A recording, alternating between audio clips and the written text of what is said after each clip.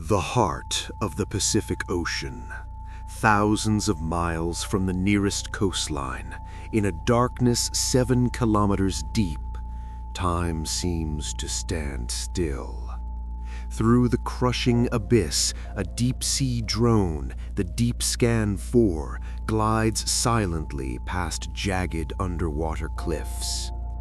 On the surface, aboard the command ship, James, the operator, suddenly sits upright. A strange violet luminescence flickers on the edge of the monitor. "What is that? Jason, look at this," James whispers. Lee, the geologist, leans in, eyes wide with disbelief. It's not metal. Spectral analysis shows impossible radiation. It's altering the molecular structure of the water, painting it. The drone approaches. Half buried in the silt lies a crystalline substance emitting a divine yet cold light. This was a discovery that would rewrite history. Californium-252. A single gram could power an entire city for a decade, but no one saw the lethal power hidden within. The news spread like a virus. Greed took hold of the company's board. In a hidden warehouse in Singapore, a broker slowly opens a lead-lined box. You could buy nations with this. This isn't just energy, it's absolute power. We sell only one sample. The rest is at the bottom of the ocean. We just need the capital.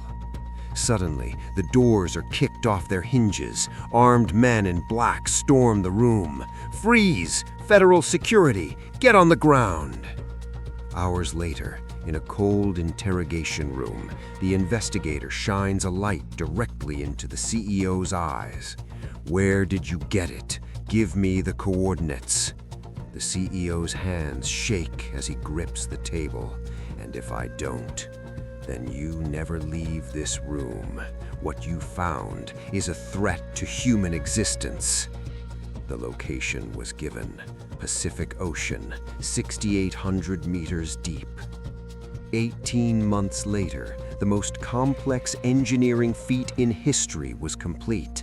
Station Titan was built in the abyss, at a depth where pressure turns bone to dust. Week after week, workers descended. Week after week, containers of Californium-252 rose. "This is home now," the workers would say over coffee in the mess hall. "Forget the sky. Here there are only blue lights and steel walls." They were just cogs in a machine they didn't understand. Then they found it, 5 kilometers from the base, a massive natural cavern overflowing with the crystal. "This will fund us for another decade. Move the mining ops there now," the new manager ordered. On the 3rd day, the silence began. The comms room went dead. "Signal lost. Module 7 is not responding," the operator calls out, panic rising. The technician team sent to investigate never returned. The base fell into a 3-month silence. A Tier 1 Special Ops team was sent to reclaim the base. As their bathyscape approached, the lights revealed a nightmare. The modules were crushed, but from the inside. A shadow flitted across the camera lens. "That's not a man. Look at how it moves, like a bullet through the water." Below the waist, it's not human, it's not a fish, it's something else. The truth was written in blood. The new mining site wasn't just a vein, it was a nest, sleeping for millions of years, kept alive by the radiation of the Californium. We didn't find a mine. We broke into their nursery. We woke them up. Suddenly, the sound of rhythmic pounding echoes against the reinforced glass. Outside, a soldier is snatched into the darkness in a split second. All that remains is a cloud of red and a shattered helmet. "They're too many! Seal the doors, now!" 6 days later, 5 survivors remain.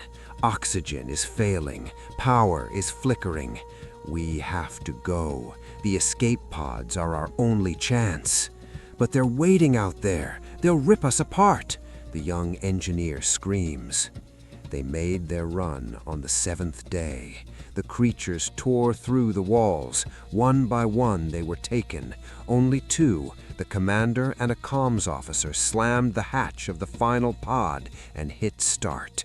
As they ascended, the sound of claws scratching against the outer hull burned into their souls. When they reached the surface, the rescuers found 2 living ghosts. Their hair had turned white. Their eyes were fixed on the darkness below. "What did you see? What was down there?" the investigators asked.